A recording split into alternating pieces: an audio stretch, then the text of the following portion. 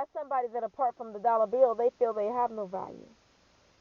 And people that are chosen, I don't feel like we are that way. We know that our value comes from the Almighty God because, we know that in Christ we will lack nothing. So I'm just going to put a period at the end of that because that's nothing else I have to even stress any further in this conference. It's finances. The least of a chosen person's worry should be their finances. When Jesus said, "Take no thought." Okay, so enough said with that. And there may be those of you out there, you ladies out there, you might be suffering in your relationships, or some of you don't have relationships. But for those of you that are suffering within your relationships, I want you to know there's another man out there that God can send to you. Okay? And make sure that when you accept a man, that it is his man. Okay? Not a spawn of the devil. Not somebody that's going to feel competitive with you, or somebody that is jealous of you, envious of you, want to hold you down, want to compare you to other people when with you there is no comparison. You are who you are all by yourself. See, people that want to compare you to other people, that's an insecurity that they have within themselves. And they're trying to project their insecurities onto you.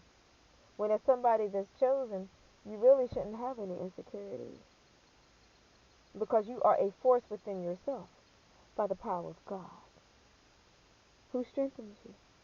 That's why you can do all things. That's why you can have the confidence that you have. That's why you can know without the shadow of a doubt that your haters are beneath you. Those are people that are beneath you. They're not your equal. They cannot walk alongside you. They are beneath you. They're under your foot. That's why God refers to your enemies as your footstool. That's not something that is on your crown. That is something that is underneath the sole of your foot. Okay?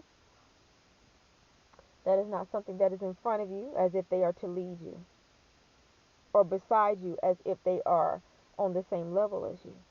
But your enemies are your footstool. That's something that is beneath you. And they know they're beneath you. Okay? They know it. They just don't want you to know it.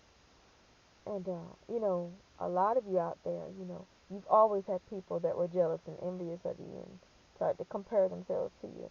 Now, I in no way am saying that, oh, well, because, people may adopt certain people's styles, or like a hairstyle or a way of dressing or something. I'm not saying it in that way.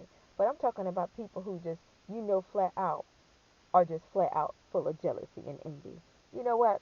A lot of you have dealt with that all your life. I want you to know that's a spirit. I believe. If I'm wrong, Lord, forgive me for that. But I believe that's a spirit. Especially when, a lot of you have dealt with it. You dealt with it in elementary school. Then when you got to high school, you dealt with it heavily.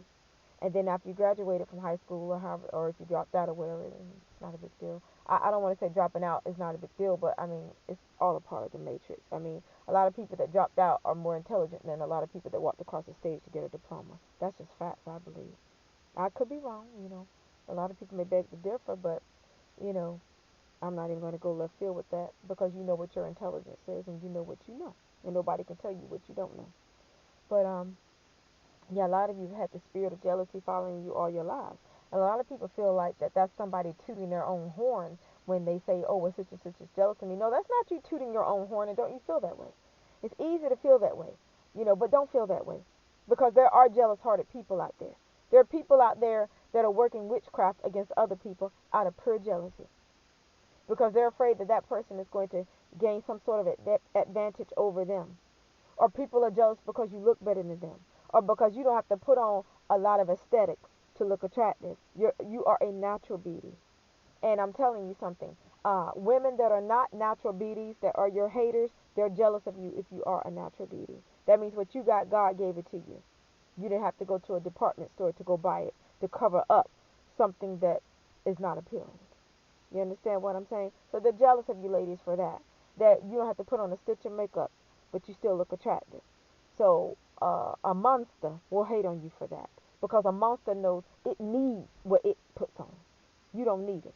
I'm not saying that cosmetics don't enhance people or can't enhance someone's natural beauty, but it can. But it serves as a mask to your haters. Okay, they got to mask all of that mug. Okay, and then a lot of them they have the audacity to try to compare themselves to you. There is no comparison. There are people walking this planet that know There's nobody that compares to you. How can somebody compare themselves to you when they're not you? And then a lot of people feel like, well, because of the size of their derriere, that makes them attractive. That's something designed to sit on.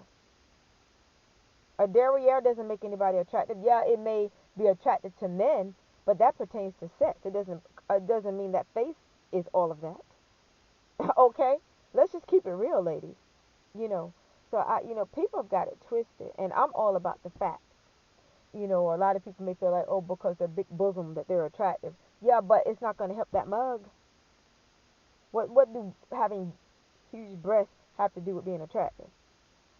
Beauty starts from within and is displayed without. Because a person can have what people may consider attractive physical features, but if the inside is ugly, somehow that supernaturally, I feel like, I don't know, it affects the outer appearance. So what is beauty? Is it physical? Is it spiritual? Beauty is spiritual first, and then it is made manifest in the physical. Because there are a lot of people, they might be attractive if they had an attractive spirit. And then there are a lot of people that have an attractive spirit, and their attractive spirit makes their outer appearance even more attractive. It's almost like supernaturally, it's like God just lays the spirit of beauty on them. All right. So I'm sure there are ladies out there, you get it. And we're just having a little girl talk in this conference this morning. And let me see if there's anything else I want to share with you ladies before I close out, because I don't try to present any more than what has been poured into my cup. Um, let's have a talk about these so-called males out here. Um, we know that not everything male out here is a man, my sister.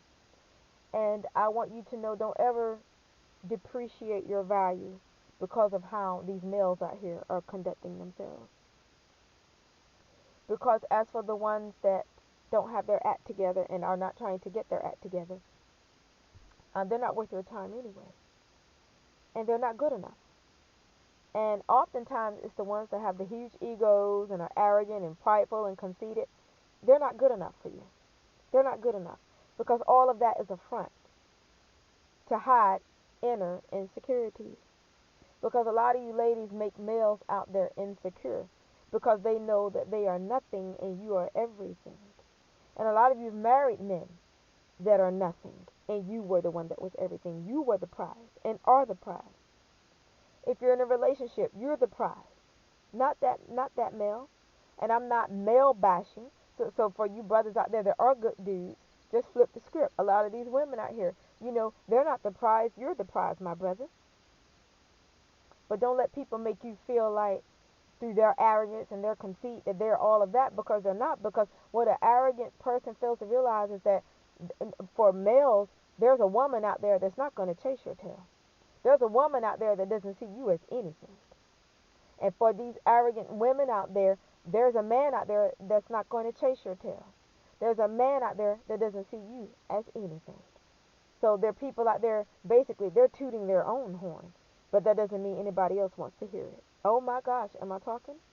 Am I talking to somebody out there? I cannot stand arrogant people. I don't hate them. I cannot stand arrogant people. And I've known people that were arrogant. And, you know,